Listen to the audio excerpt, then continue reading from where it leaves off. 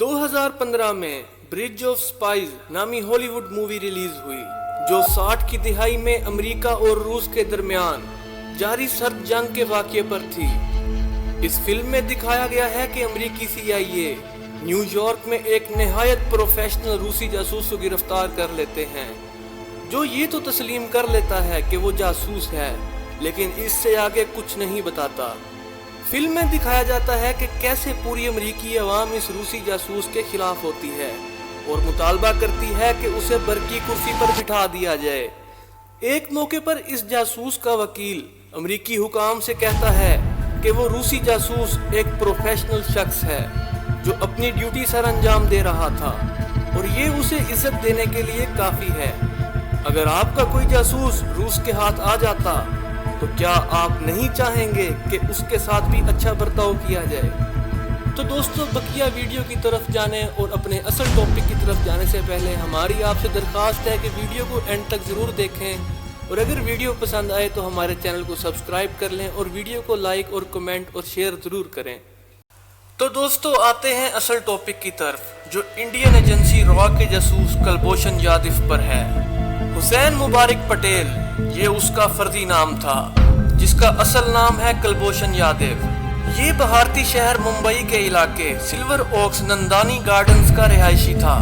पिछले 25 बरसों से भारतीय सिक्योरिटी और इंटेलिजेंस इदारों में काम करता रहा।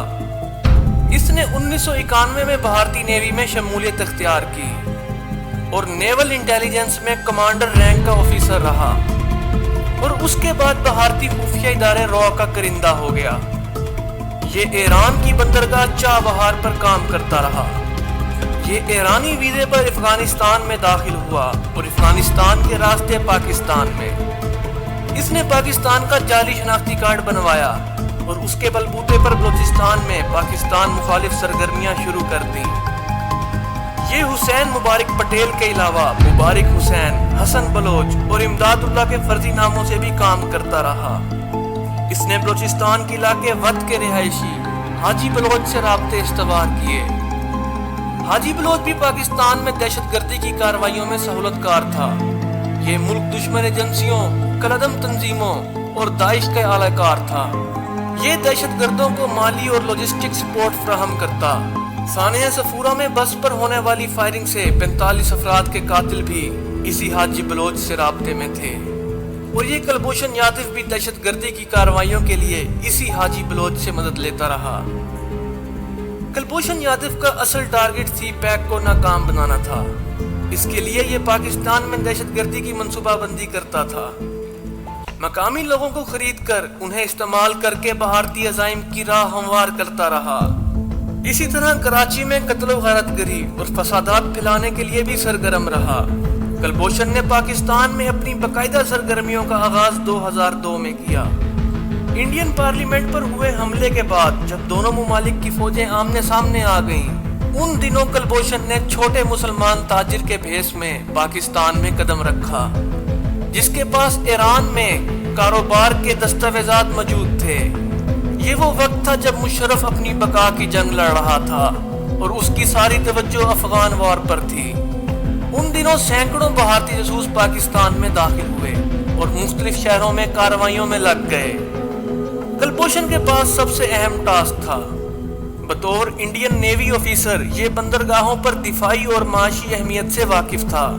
चुनाचे उसे गवादर, पसनी और कराची की बंदरगाहों वाले इलाके की कमांड सौंपी गई। कुलभूषण जेम्स बॉन्ड टाइप मार धाड़ करने वाला जासूस नहीं था, बल्कि ये एक स्ट्रेटेजिस्ट और मंसूबा साज था। कुलभूषण ने बलूचिस्तान के नाराज अनासिर से राब्ता इस्तवार करना शुरू किया और उन्हें मुख्तलिफ जराए से माली और असलहे की सूरत में इमदाद करना शुरू की। कुलभूषण हर दूसरे महीने ईरान जाया करता था, जहां वो अपने मिशन का स्टेटस अपडेट करता और नए अहकामात वसूल करता। 2006 में कुलभूषण हमारी एजेंसियों की नज़र में आ चुका था। जब उन्हें उसकी सरगर्मियों का पता चला तो फौरी रद्द अमल के तौर पर मुतलका हुकाम की रातों की नींद उड़ गई और फिर आहिस्ता आहिस्ता तफसीलात इकट्ठा करना शुरू की गई। एक एक करके कुलभूषण के सहूलतकारों पर नजर रखना शुरू किया गया। फिर आहिस्ता आहिस्ता नाराज बलोच तलबा ग्रुप्स में अपने बंदे शामिल करके कुलभूषण के साथ राब्ते में लाए गए। اس کام میں تقریباً 2 سال لگ گئے۔ 2008 تک کلبھوشن کافی حد تک مطمئن ہو چکا تھا اور اسے لگنے لگا تھا کہ وہ اپنے مشن میں کامیابی حاصل کر رہا ہے۔ کلبھوشن کی تفصیلات بارڈر سیکیورٹی فورسز کو دے دی گئی تھیں، لیکن انہیں ہدایات جاری کی گئی تھیں کہ وہ اس کی آمد و رفت میں کوئی رکاوٹ نہ ڈالیں۔ 2010 تک کلبھوشن کے زیادہ تر کانٹیکٹس پرسن ہماری ایجنسیوں کے ہی لوگ تھے، جو اسے غلط ملت معلومات فراہم کر کے اس کا اعتبار حاصل کر چکے تھے۔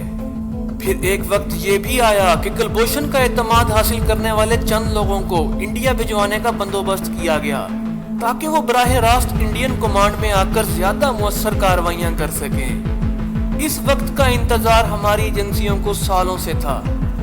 پھر یوں ہوا کہ 80 کے قریب لوگوں کو مختلف اوقات میں دبئی اور ایران کے راستے انڈیا بھجوایا گیا، جہاں ان کا استقبال بھارتی خفیہ ایجنسی کے اعلیٰ حکام نے کیا اور ان کے ساتھ اپنے لانگ ٹرم پلانز شیئر کیے۔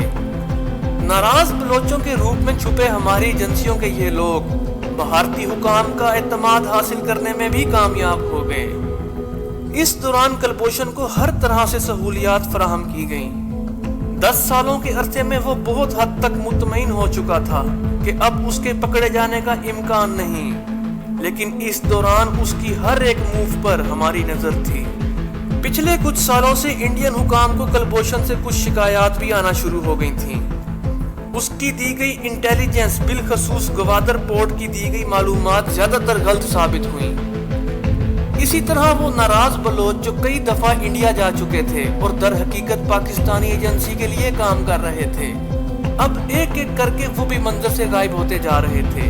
ان لوگوں نے 150 سے زیادہ لوگ ٹریننگ کے لیے انڈیا بھجوائے، جن کا کوئی ریکارڈ انڈین حکام کے پاس نہ تھا، اور یہ بھی ایک بہت الارمنگ صورتحال بن چکی تھی۔ اب کلبھوشن پر دباؤ بڑھنا شروع ہو گیا۔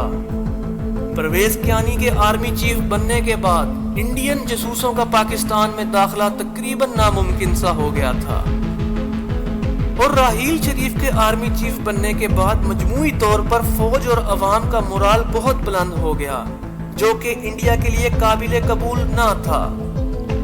پھر ہوا یوں کہ پاکستان میں نواز شریف کی حکومت آ گئی اور انڈیا میں مودی سرکار۔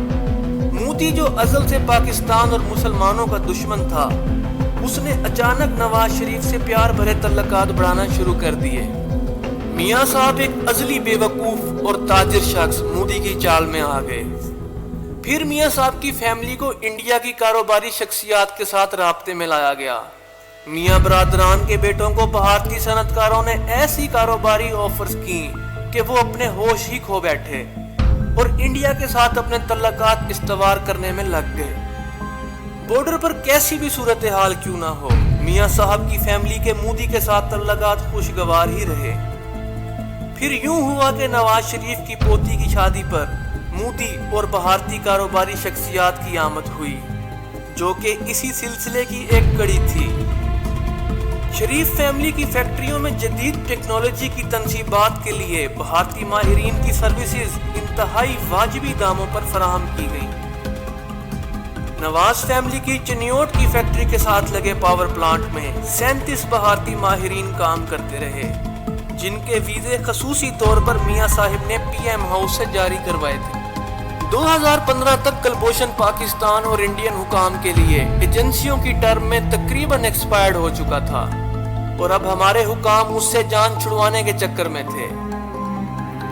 مبارک حسین پٹیل یا کلبھوشن یادو کو پاکستان کی خفیہ ایجنسیوں نے 3 مارچ 2016 کو بلوچستان کے علاقے ماشکیل سے گرفتار کیا، اور اس کے بعد انکشافات کا نہ رکنے والا سلسلہ شروع ہو گیا۔ کلبھوشن یادو کے مطابق وہ انڈین نیوی کا حاضر سروس آفیسر ہے۔ دوران تفتیش اس نے بلوچستان اور کراچی میں دہشت گردی کی وارداتیں کرنے کا اعتراف کیا۔ اس نے تسلیم کیا کہ وہ بھارتی نیوی کا حاضر سروس کمانڈر ہے، اور اس کا بڑا ہدف سی پیک کے منصوبے کو ناکام بنانا تھا۔ اور وہ 150 لوگ جو ناراض بلوچوں کے روپ میں انڈیا میں غائب ہو گئے، انہوں نے انڈین حکام کی راتوں کی نیند اور دن کا چین اڑا دیا۔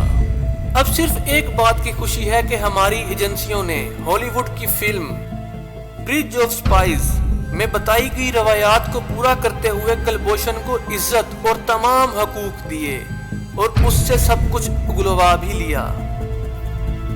لیکن آخر میں یہ ضرور کہنا چاہوں گا کہ پاکستان صرف چند ازلی بے وقوف اور لالچی خاندانوں کے لیے نہیں بنا۔